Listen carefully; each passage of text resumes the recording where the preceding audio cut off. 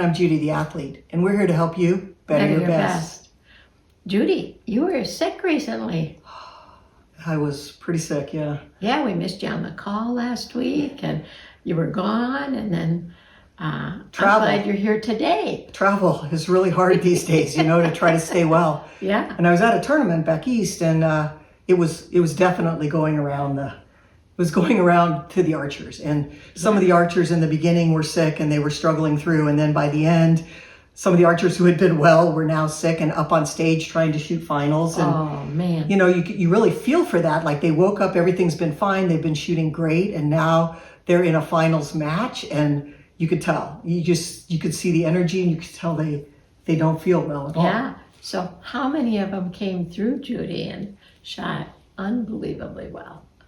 I think it's amazing to me when you get to that certain level, their ability to let the illness or the adversity or whatever that is really focus them. And I know I experienced that. Sometimes it's not what you wish for. It's not that you want to go to a tournament and be fighting being sick and maybe not being able to sleep at night and those things.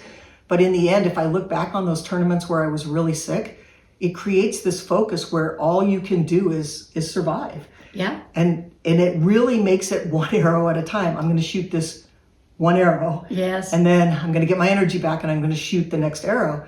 And you find that when you do that, you don't have the energy for the doubt and the resistance and those kinds of things. And you actually can end up shooting and letting your subconscious do what it really does know how to do. Yeah, that part about conserving your energy.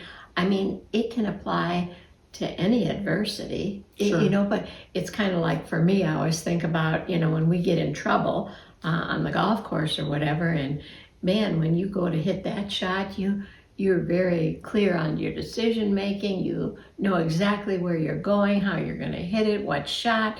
You focus unbelievably well all the way to the finish of the moment, and you hit this great shot. And if we would just do all of them like that, the scores would come down. So these little pieces of adversity, they teach us so much. I'm always amazed.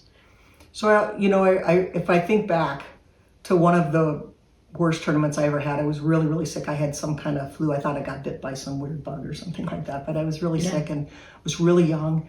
And I was getting a lot of pressure to perform anyways. And so I called my coach back home. And, we've talked about my coach, Al Henderson. Oh, yes. And he reminds me so much of you and some of the things that you've told me as well. And so I don't remember exactly the words he said, but if I were to put them in the words I hear you say all the time, what I heard him say was, I just want you to sit and think about what is your story when this is over? How are you going to feel? What do you want to tell your story? Do you want this to be where you rose above and you did what you could?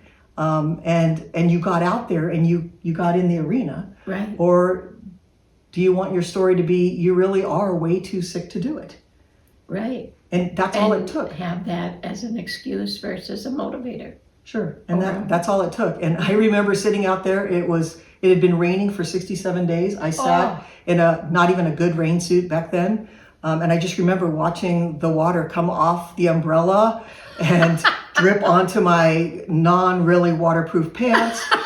And, how I just really got through it one arrow at a time. And it is a tremendous story that I tell now. I mean, I am so proud of what I overcame.